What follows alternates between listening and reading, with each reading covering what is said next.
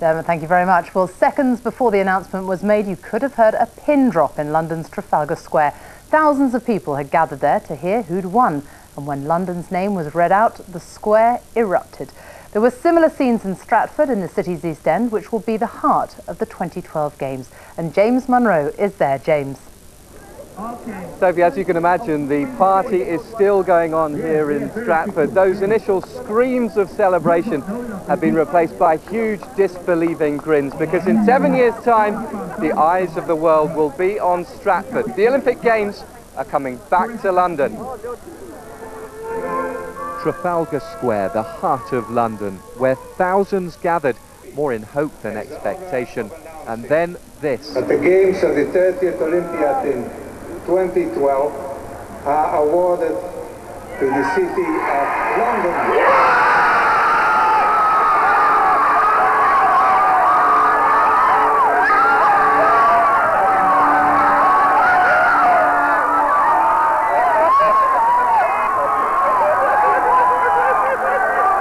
And thousands of ordinary people were swept up in one extraordinary moment. Here was London's response to those who said she didn't even want the Games. Absolutely amazing. I mean, really, the feeling of it, because the Olympic spirit is so passionate, you know, and I think the country is just going to do wonders for everybody, especially like the youth and today. I think it's just going to change our country around so much. Above London, the red arrows filled the skies with red, white and blue, a vapour trail of triumph stretching all the way to Stratford in East London, the venue for the 2012 Olympics.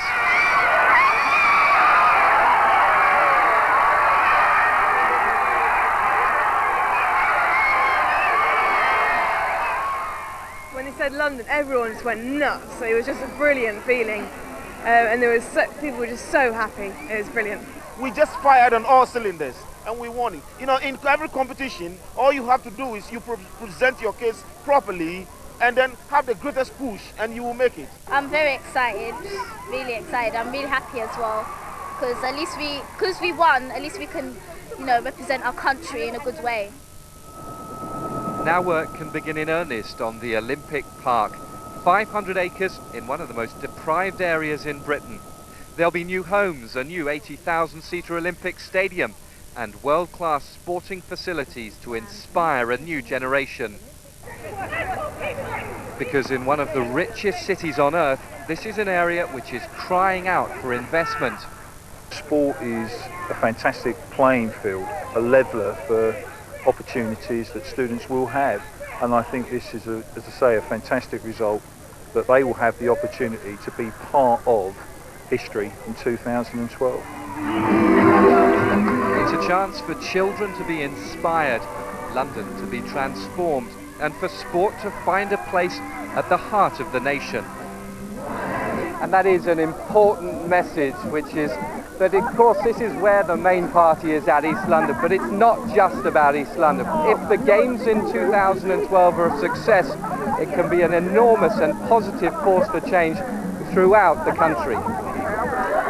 James, thank you very much. Well, a key part of the winning bid was Britain's strong record in sailing. We won 5 medals in Athens. A huge natural harbour at Weymouth in Dorset will be the venue for the yachting events, as Louisa Baldini reports. To the city of London. The announcement this afternoon had those backing the bid in Weymouth literally jumping for joy.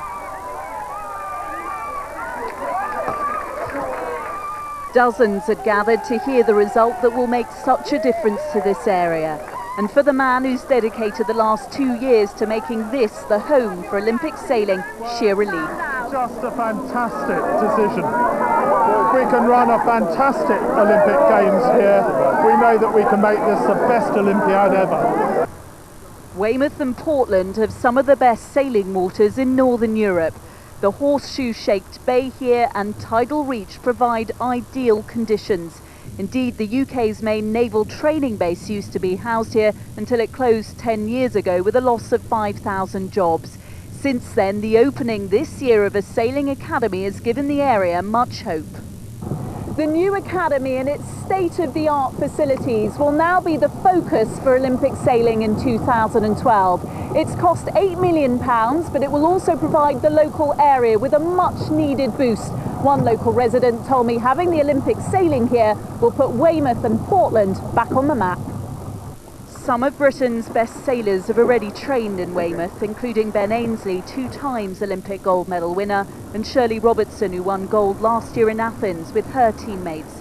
They have helped raise the profile of sailing, and among the children having lessons at the academy today could well be some gold medalists of 2012. Louisa Baldini, BBC News, Weymouth. London's bid centred as much on what happens after the Games as during them. The 2012 Olympics will create tens of thousands of new jobs, many of them at the new stadium.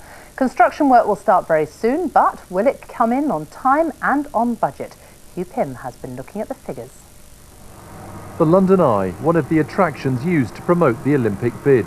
They may have been jumping for joy today, but once the bills start to mount, will it be back to earth with a bump? The Games should pay for themselves thanks to sponsorship and ticket sales, but building the stadia is a different matter. The total construction costs for the facilities are estimated at £2.375 billion. Of that, £1.5 billion will be paid for by the government and a new Olympic lottery game. The rest will come from London, both the authorities and council taxpayers. Up to 38 pence a week will be added to their bills over the next 10 years. Billions more will be spent on transport. This would have happened anyway, the investments being speeded up to be ready for the Games. But what if the costs overrun? What if it all goes well over budget? Who will pick up the tab? Well, the answer is the government. The Chancellor of the Exchequer will have to step in using taxpayers' money. There's a risk that the need to meet the Olympic deadline will raise the cost substantially above what it need be, as we saw indeed with the case of the Athens 2004 Olympics. Greece is still saddled with debt from building facilities. Some haven't been used since. But overall, the government says hosting the Olympics was worthwhile. The cost of organising games and preparing all the construction work necessary is also very big. But I think that as a sum, the positive outcome is much greater. The question is, will the feel-good factor outweigh the inevitable financial ups and downs on the road to the London Olympics in 2012? Hugh Pym, BBC News. It took 3 years of lobbying, 1 hour of voting and just 4 extra votes for London before the favourites Paris fell at the final hurdle. Alan Little is there. Alan, they must have been very disappointed. Sophie, I don't think I've ever seen a crowd go from close to euphoria to absolute despair with the uttering of a single word, but that's what it was like here in the square behind me.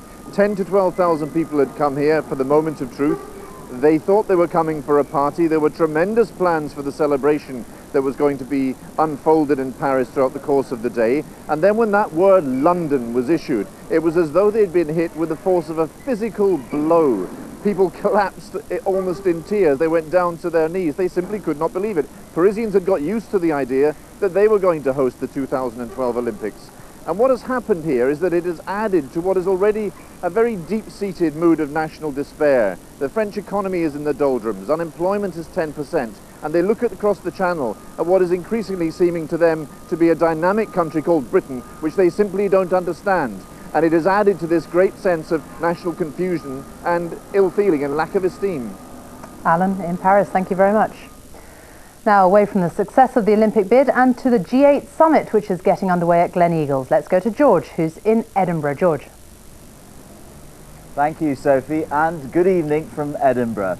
Well, as world leaders arrived, there have been a series of protests here and closer to Gleneagles, where the G8 summit will take place. This morning, there were violent clashes between police and a small group of activists in Stirling. Nearby homes and vehicles were also attacked.